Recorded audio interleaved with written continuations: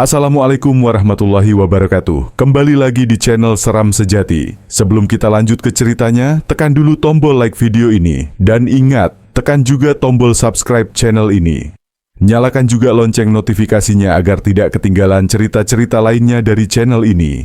Malam pertama Arif di desa Lubuk Jering turun bersama gerimis yang malas. Hujan kecil membasahi tanah merah, dan lampu-lampu minyak di jalan desa menyala seperti kunang-kunang kelelahan. Rumah tempatnya menginap berdiri sendiri, jauh dari rumah warga lain. Rumah tua peninggalan kakek kepala desa. Katanya, bangunannya dari kayu gelap, beratap seng berkarat. Di belakang rumah, sungai kecil mengalir lambat, seperti napas yang lelah. Arif menatap jendela kamarnya. Jendela itu besar, kaca buramnya bergaris-garis retak. Entah kenapa, jendela itu terasa seperti sedang menatap balik. Kalau malam, tutup jendelanya. Jangan pernah buka, ya. Itu pesan Maknah, perempuan tua yang membantu urusan logistik KKN. Kalau dengar ketukan, biar aja. Jangan diladeni. Arif hanya mengangguk waktu itu. Ia kira hanya mitos kampung. Malamnya, Arif belum bisa tidur. Angin masuk dari celah papan, membuat tirai jendela bergerak pelan seperti tangan yang mengelus. Ia berbaring, menatap langit-langit, ketika terdengar ketukan pelan, tok, diam, tok, Arif menahan napas, lalu ketukan ketiga, tok, jantungnya berdetak makin cepat, ia duduk perlahan, menatap jendela dari atas kasur. Tak ada suara, hanya bunyi hujan dan daun jatuh. Tapi, ada bayangan samar berdiri di balik tirai, bayangan itu tinggi. Diam. Tak bergerak, seolah menunggu. Arif mendekat, perlahan. Langkahnya pelan, seperti orang berjalan di atas lantai mimpi.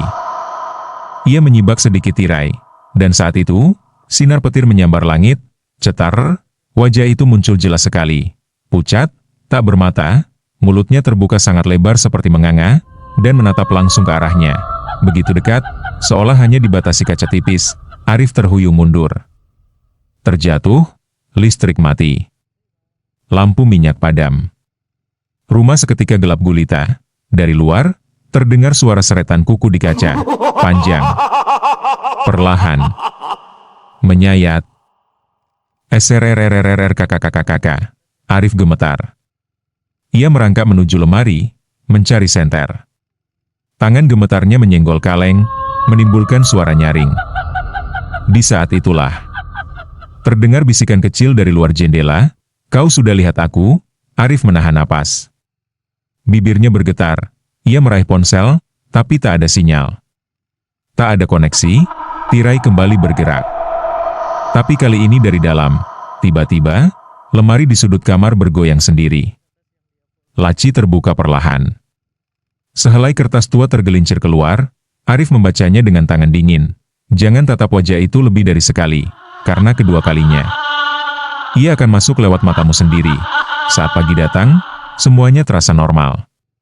Terlalu normal, tapi saat Arif melihat ke kaca wastafel, ia melihat sesuatu yang tak bisa dijelaskan.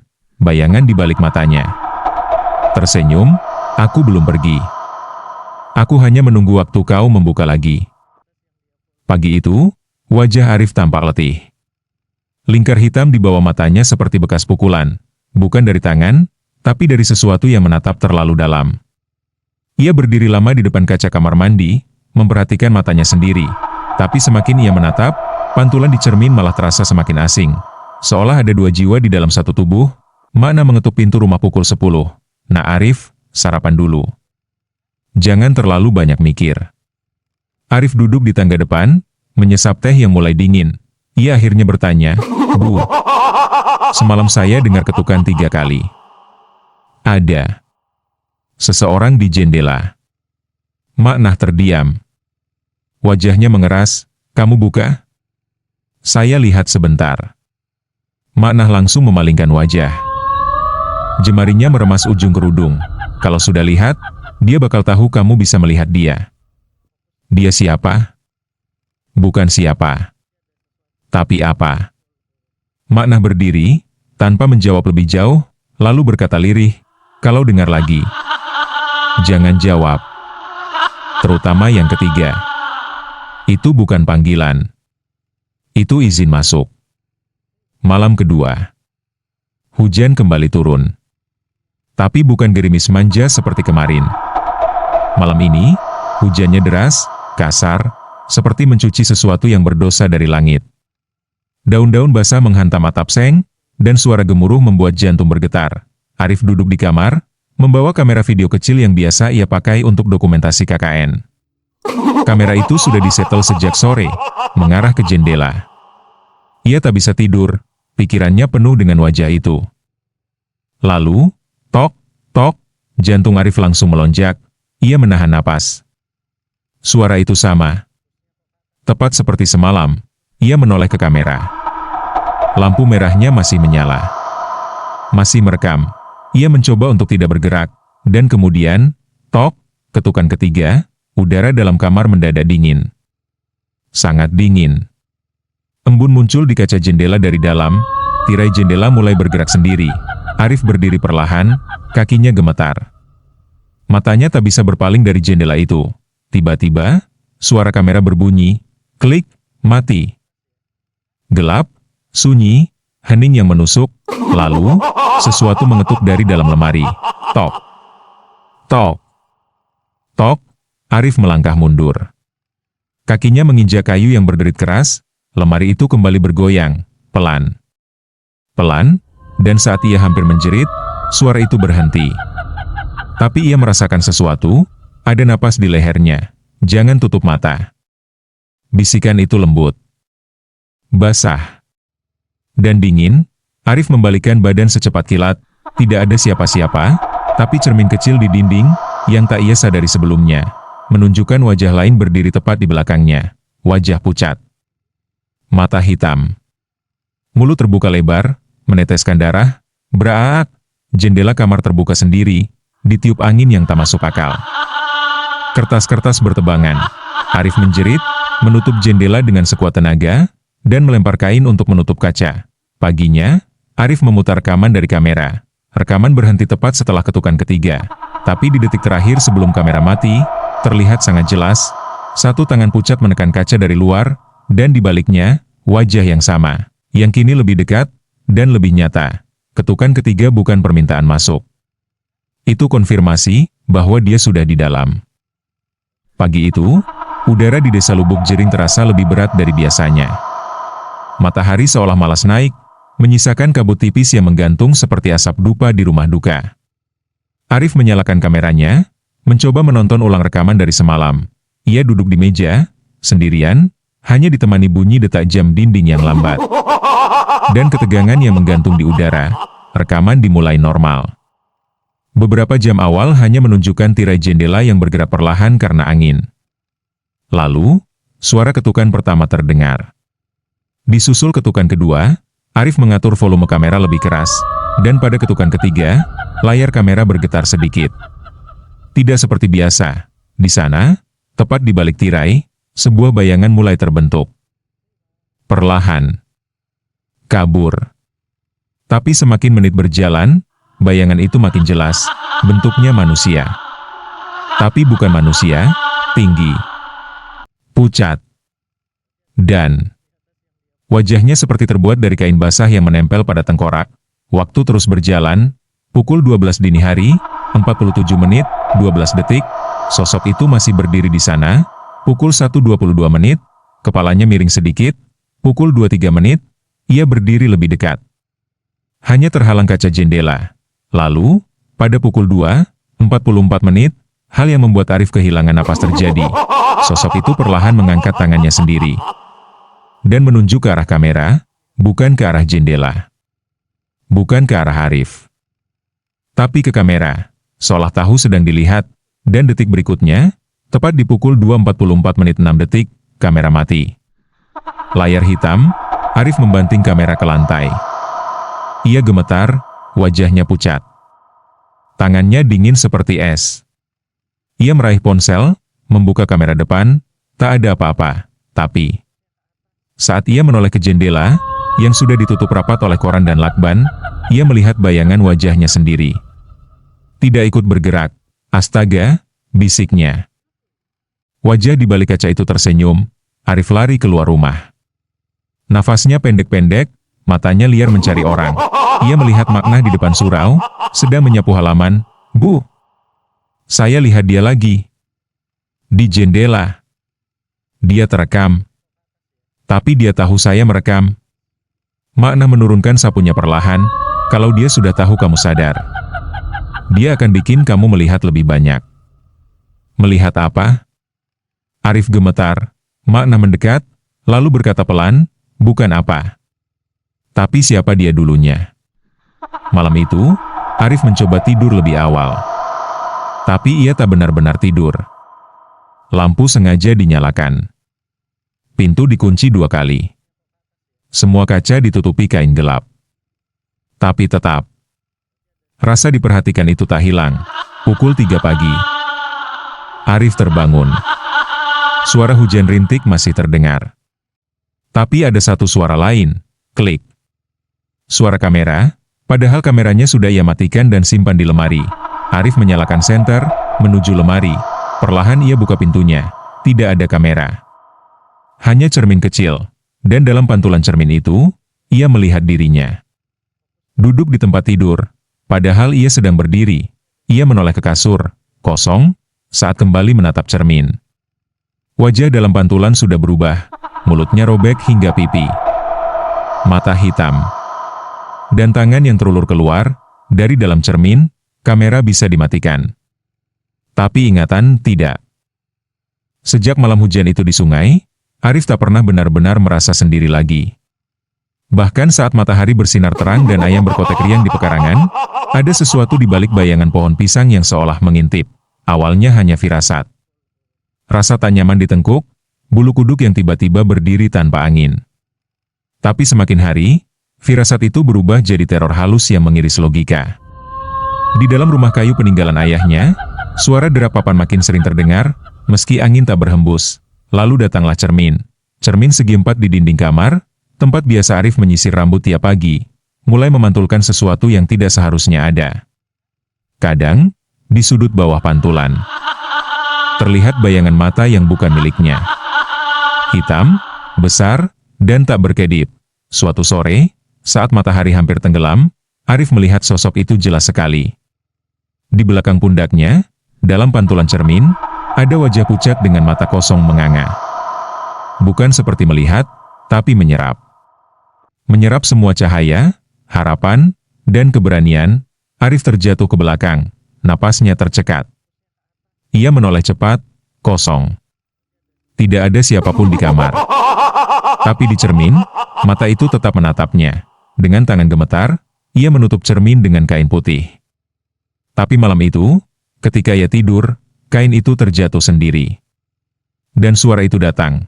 Aku melihatmu, suaranya tidak datang dari luar, tapi dari dalam kepala Arif. Seolah bergema dari balik matanya sendiri. Keesokan harinya, Arif pergi ke warung Pak Darto, tempat para warga tua biasa nongkrong sambil menyeruput kopi pahit. Wajahmu pucat, Rif, ujar Pak Darto sambil menghembuskan asap rokok kretek. Tidur di liang kubur, ya? Beberapa warga tertawa kecil. Tapi seorang lelaki tua yang duduk di sudut, Pak Mukri, tak ikut tertawa. Matanya menatap Arif dengan serius. Apa kau lihat sesuatu di cermin, nak? Tanyanya lirih. Arif menelan ludah. Iya, Pak. Sesuatu yang tidak seharusnya. Pak Mukri meletakkan cangkirnya dengan pelan. Kau sudah dilihatnya terlalu jelas. Maka ia akan meminjam matamu untuk melihat dunia. Apa maksudnya, Pak? Kau jadi jendelanya. Ia tidak bisa melihat kita kecuali lewat matamu. Karena lubang matamu sekarang, terbuka kedua dunia. Arif merasa perutnya mual. Kalau benar, kau tak akan bisa tidur tanpa merasa matamu tetap membuka. Bukan kau yang mengendalikannya lagi. Malam itu, Arif mencoba tidur dengan lampu menyala. Tapi tetap terasa, ada yang melihat lewat matanya. Ia bangun dengan mata kering dan merah. Dan pagi harinya, ibunya berteriak keras dari dapur. Astaga, Arif! Ia berlari ke dapur. cermin kecil yang biasa ibunya gunakan untuk mematut kerudungnya pecah tanpa sebab. Di lantainya, serpihan kaca membentuk pola tak sengaja dua mata besar yang menganga, menghadap ke langit-langit, dan di langit-langit rumahnya, ada lubang kecil, seolah lubang mata. Tak ada cahaya menembusnya. Tapi Arif tahu, apapun itu, sedang melihat dari sana. Dan lubang itu, tidak pernah berkedip. Aku bisa melihatmu lebih jelas sekarang. Dan malam belum datang. Arif menemukan foto itu saat membersihkan lemari tua di gudang belakang. Foto lusuh dengan pinggiran menguning, tergelincir dari sela tumpukan buku lusuh dan kertas-kertas bekas laporan sekolah kakaknya yang sudah meninggal. Tapi bukan itu yang membuat jantung Arif berhenti sejenak. Itu foto rumahnya. Rumah yang sekarang ia tempati bersama ibunya. Tapi berbeda, jendelanya tidak seperti sekarang. Di foto itu, semua jendela disemen rapat. Bahkan tak ada celah sedikit pun untuk cahaya masuk. Seolah rumah itu dulu memang dimaksudkan untuk tidak bisa melihat keluar, dan tidak bisa dilihat dari luar. Arif menatap foto itu lebih lama. Semakin ia memperhatikan, semakin dingin udara di sekelilingnya. Meski matahari menyinari halaman, udara di gudang terasa lembab dan berbau tanah basah. Dan malam itu, mimpi itu datang lagi. Ia berdiri di depan rumahnya, tapi versi yang lebih gelap, lebih usang, lebih busuk. Kayu dindingnya lapuk, penuh jamur, dan tanah halaman becek seperti kuburan baru digali. Lampu gantung di teras bergoyang pelan, mencicit seperti suara tikus tertusuk. Arif mendorong pintu kayu itu, dan deritnya menyayat telinga. Krek, kakak. Di dalam, rumah itu sama seperti miliknya. Tapi segala sesuatu tampak lebih tua dan membusuk. Foto keluarga di dinding sudah hitam. Lantainya lengket seperti habis disiram darah lama yang belum mengering sempurna. Dan di ujung lorong, selalu ada satu pintu terkunci. Setiap malam mimpi itu berulang. Dan pintu itu tetap tak bisa dibuka. Tapi malam keempat, pintunya berbisik, "Buka aku." Suara itu pelan, seperti anak kecil yang berbicara dari dalam air. Tapi jelas. Dan menghantam langsung ke dalam dada Arif. Ia mencoba mundur, tapi kakinya terpaku. Tangannya terangkat sendiri, menyentuh gagang pintu karatan yang dingin seperti es. "Aku sudah menunggumu lama sekali." Arif terbangun dengan napas memburu. Bajunya basah kuyup oleh keringat dingin. Jam dinding menunjukkan pukul 3:33 menit, saat ia duduk di ranjang dan menyalakan lampu. Tangannya gemetar. Ia menatap telapak kirinya. Ada bekas karat di sana. Seperti baru memegang besi tua yang tajam. Pagi harinya, ia kembali menatap foto rumah itu. "Amah?" Arif memanggil ibunya yang sedang menyapu di teras. "Rumah ini dulunya kayak gimana?" Ibunya menoleh, sedikit ragu. "Kenapa nanya gitu? Di foto ini, kenapa semua jendelanya ditutup semen?" Ibunya diam. Lama. "Amah?"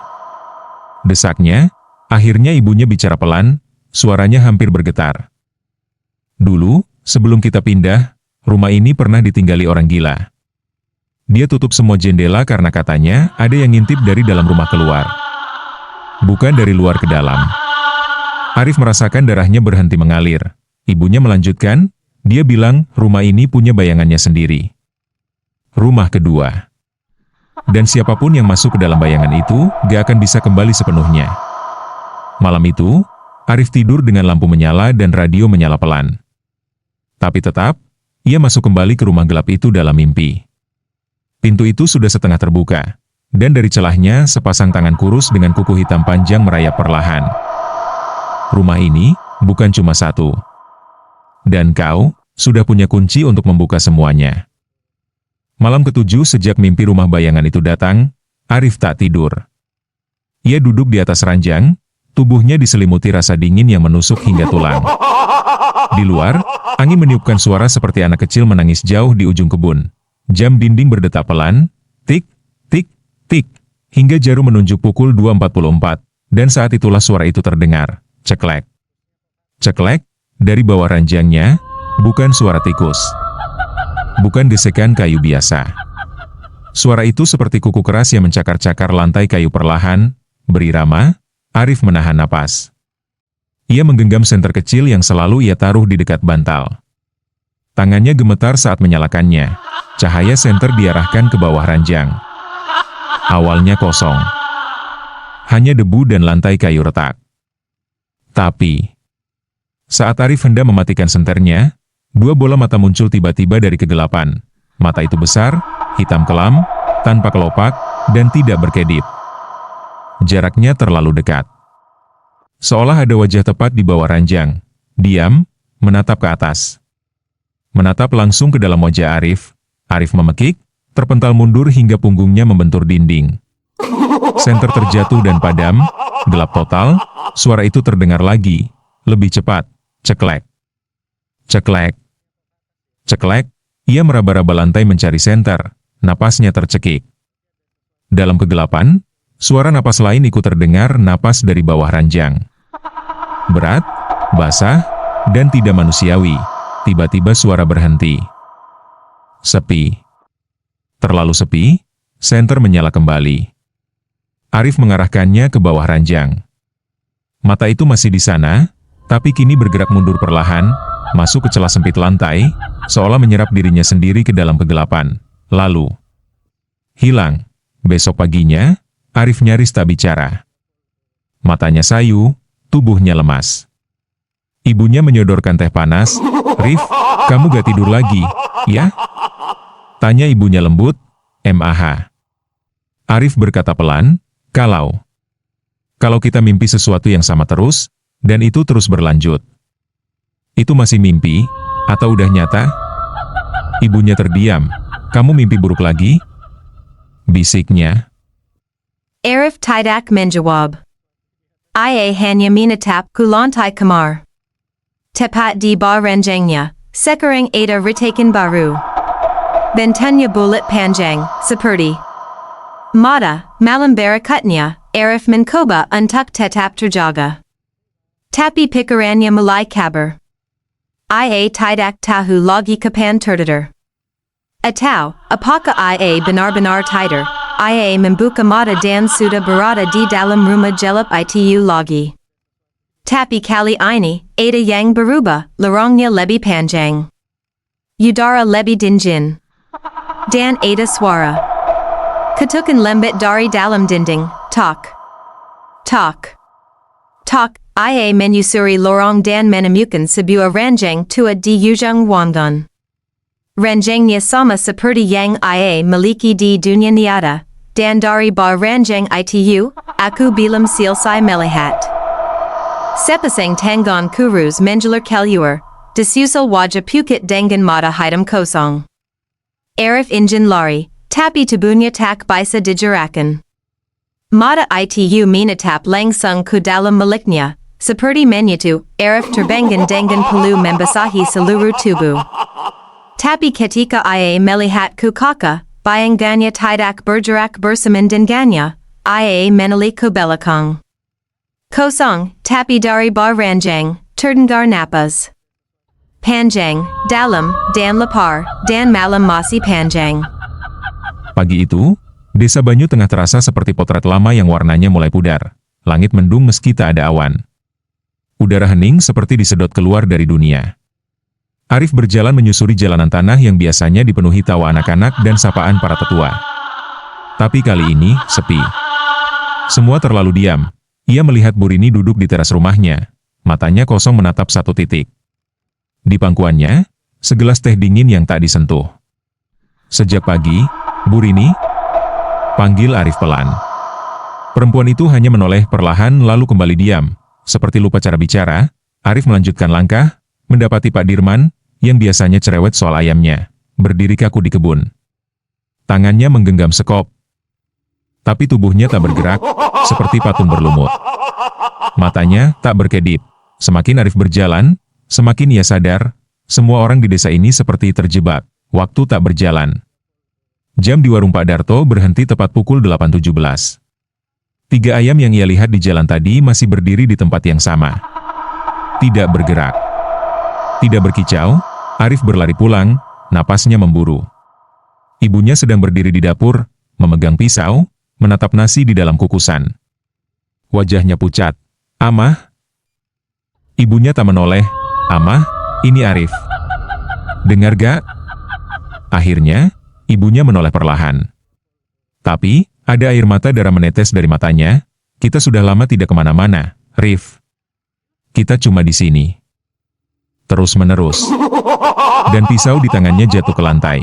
Malamnya, Arif duduk gemetar di kamarnya. Ia membuka buku harian kecil milik kakaknya yang dulu pernah menghilang. Di halaman terakhir, tulisan tangannya terguncang. Hati-hati. Ini bukan mimpi. Ini juga bukan nyata. Ini, ingatan yang dikurung. Arif menoleh ke jendela. Di luar, seseorang berdiri diam di tengah jalan. Wajahnya hitam, rambutnya basah meneteskan lumpur. Tubuhnya diam, tapi matanya mengikuti gerakan Arif. Arif buru-buru menutup tirai, tapi napasnya sudah tak teratur. Suara-suara mulai masuk ke telinganya. Lirih. Tertawa. Menangis. Berbisik. Seolah dunia lain menempel di balik kulitnya. Kau melihat kami, sekarang kau bagian dari kami, besok paginya, tak ada matahari, langit putih. Tanpa suara ayam, tanpa angin, desa itu tidak berubah. Tidak maju. Tidak mundur. Dan Arif sadar, ia tidak bisa keluar. Ia mencoba berjalan keluar desa. Melewati batas jembatan bambu. Tapi setiap kali melangkah, ia kembali lagi ke halaman rumahnya. Lingkaran, waktu berulang, desa ini bukan desa lagi. Itu adalah ingatan. Sebuah ruang buatan yang diciptakan oleh sesuatu. Seseorang, yang menolak dilupakan. Arif menatap cermin tua di ruang tamu. Bayangannya tak sesuai gerak. Kali ini, bayangan itu menatapnya sambil tersenyum. Aku tidak butuh menakuti. Aku hanya ingin dikenang. Karena mereka semua sudah lupa aku pernah hidup. Arif berbalik dan melihat seluruh warga berdiri di depan rumah. Tubuh-tubuh pucat. Mata kosong. Mereka tersenyum, semua tersenyum lebar. Dan satu persatu, mereka bergumam bersama. Kami di sini, karena ada yang masih mengingat kami. Hujan turun sejak sore. Tidak deras, tapi terus-menerus. Seperti suara langkah kecil yang tak pernah berhenti di atap. Arif duduk memeluk lutut di pojok kamarnya, pandangannya kosong ke arah lemari tua yang berdiri seperti bayangan busuk. Ada rasa gatal di benaknya sejak tadi siang. Seperti ada yang memanggil dari balik lemari itu. Menjelang tengah malam, saat suara dari bawah ranjang kembali terdengar samar, Arif tak tahan lagi. Ia bangkit. Mendorong lemari kayu berat itu dengan seluruh tenaganya. Kayunya berderit, bergesekan dengan lantai, menimbulkan bunyi panjang yang seolah membuka sesuatu yang seharusnya tetap tertutup. Di balik lemari, ada dinding penuh goresan. Goresan-goresan kasar seperti ditulis dengan paku. Pisau, atau kuku. Nama-nama. Puluhan. Mungkin ratusan. Semua dengan tanggal. Semuanya berakhir pada malam Jumat, Rama 17 Agustus 1998. Jumat, Dina 24 Mei 2002. Jumat, Yanto 13 Maret 2009. Jumat, nama-nama yang tidak dikenalnya, tapi terasa akrab. Seolah ia pernah mendengar mereka disebut, dalam bisikan, dalam mimpi, atau dalam napas terakhir seseorang. Tangannya meraba dinding itu perlahan, hingga sampai ke bagian paling bawah. Tulisan terakhir, tergores lebih dalam, seolah orang yang menuliskannya dalam ketakutan luar biasa. Jangan tatap balik jika ia sudah jelas terlihat, itu bukan penglihatan, itu pengikatannya. Arif menelan ludah. Napasnya tercekat. Ia menoleh ke cermin di sudut kamar. Refleks, bukan niat, dan di sana, ia melihatnya, sosok itu. Berdiri tepat di belakangnya. Tinggi, kurus, wajahnya hanya kulit menempel tulang, dan mata hitam yang menatap dengan tenang. Tapi bukan sekadar menatap, ia menembus. Arif tahu ia harus berpaling, tapi tubuhnya tak mau bergerak, dan ia menatap balik, mata mereka bertemu. Sekejap. Tapi cukup. Terlalu cukup. Tubuh Arif terguncang. Ruang sekelilingnya berdenyut. Suara dari bawah lantai, dari dinding, dari langit-langit, semua bergemuruh bersamaan. Kau melihatku dengan sadar. Maka kau akan membawaku dengan sadar. Cahaya lampu padam. Gelap, tapi di dalam gelap, Arif tidak sendirian. Napas panas menyentuh tengkuknya. Suara langkah menyusuri kayu terdengar dari langit-langit, tapi tidak berasal dari atas. Langit-langitnya yang turun. Dia menunduk, tubuhnya gemetar. Dari celah lantai, mata itu muncul lagi. Tapi sekarang, Bukan hanya sepasang. Ada belasan pasang mata. Semua terbuka, semua menatap ke atas. Menatap dia, dan dari dinding belakang lemari, goresan-goresan baru mulai terbentuk sendiri. Tanpa tangan yang terlihat, ARIF, Jumat, 19 Juli 2025, tulisannya terukir perlahan, seiring jantungnya berdetak semakin pelan. Tidak. Bisik Arif. Bukan aku, tapi ia tahu. Saat ia menatap balik, ia telah mengizinkan sesuatu masuk. Dan bukan hanya ke rumah, tapi ke dalam pikirannya. Pagi harinya, ibunya mengetuk pintu kamar. Tak ada jawaban. Saat pintu dibuka, kamar kosong. Tapi lemari sudah bergeser. Dan di baliknya, nama baru di dinding yang masih hangat tergores. Hujan baru saja reda saat Arif mengetuk pintu rumah paling ujung di desa Banyu Tengah. Rumah kayu yang sudah miring, ditelan akar pohon tua, milik Pak Kasto, dukun tertua dan satu-satunya yang masih mau menyentuh perkara gaib yang tak bisa disebutkan sembarangan. Pintu dibuka perlahan. Wajah Pak Kasto muncul dari celah, keriput dan tak banyak bicara. Tapi sorot matanya langsung membaca keresahan Arif seperti lembaran terbuka. Kau sudah melihatnya, gumam Pak Kasto. Dan sekarang kau membawanya. Arif hanya mengangguk, keringat dingin mengalir di pelipis. Kalau begitu, kita harus lakukan pembalikan. Sebelum ia menetap lebih dalam. Sebelum kau jadi jendelanya selamanya. Malam itu, tepat pukul 1:11, ritual dimulai. Angin tak bertiup, tapi udara terasa berat. Di dalam rumah Arif, semua cermin dibalik, menghadap ke dinding. Pak Kasto melukis simbol-simbol lama di lantai menggunakan campuran arang dan darah ayam hitam. Jendela-jendela ditutup rapat dengan tanah kuburan baru, dibungkus kain kafan sisa. Aroma anyir bercampur tanah basah memenuhi ruangan, menempel di kulit seperti kabut lembab. Apapun yang kau lihat nanti, kata Pak Kasto, jangan menatap wajahnya. Jangan melihat ke pantulan. Jangan bicara, meski ia memakai suara ibumu. Arif mengangguk, menggenggam kain kafan di tangannya.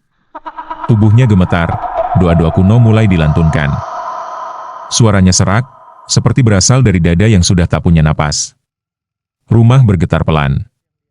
Lantai kayu berderak, seolah ada sesuatu dari bawah tanah yang ingin ikut naik. Arif mencium bau busuk, bau yang hanya ia temui dalam mimpi. Bau daging busuk dan ingatan yang membusuk bersamanya. Tiba-tiba, cermin di kamar belakang bergetar meski sudah dibalik. Cermin itu menempel pada dinding tua, dan goresan samar mulai muncul dari balik kaca. Aku sudah melihatmu dengan jelas. Pak Kasto makin keras membaca doa. Kain kafan di tangan Arif berkibar meski tak ada angin. Dan saat doa terakhir akan diucapkan, tiba-tiba jendela ruang tamu terbuka sendiri. Bunyinya seperti tulang patah. Krek, tanah kuburan yang menutupnya terjatuh, dan angin dingin masuk mendadak, membawa bisikan lembut, suara ibunya, Rif tolong bukakan, ibu kedinginan di luar. Arif menahan napas. Tubuhnya membatu, Pak Kasto menoleh cepat. Jangan dengarkan, teriaknya, tapi semuanya sudah terlambat. Salah satu cermin yang dibalik berbalik sendiri, perlahan menghadap ke ruang tengah, dan dari pantulannya, sosok itu muncul kembali. Tinggi, pucat, mata hitam tak berkedip. Tapi kini ia tersenyum lebar. Arif tak sengaja menoleh, matanya bertemu pantulan, sekilas. Tapi cukup. Tubuh Arif langsung jatuh tersungkur. Matanya membelalak kosong. Mulutnya terbuka pelan seperti ingin berkata sesuatu, tapi tak ada suara keluar. Pak Kasto mundur, wajahnya ketakutan. Kau sudah mengizinkannya masuk lagi. Cermin pecah. Lampu padam. Dan dalam kegelapan, suara tawa itu muncul dari segala arah. Bukan tawa riang, tapi tawa penuh luka dan dendam. Suara seseorang yang terlalu lama dilupakan dan kini menolak dilenyapkan. Esok paginya, rumah Arif sepi. Ibunya ditemukan duduk di teras, termenung. Anak saya mana? Bisiknya lirih, tapi yang duduk di kamarnya sekarang, bukan lagi Arif. Itu, wajah yang memakai namanya. Dan matanya, tak pernah berkedip. Aku melihat dengan matamu sekarang, Arif. Kau boleh menangis, tapi air matanya milikku.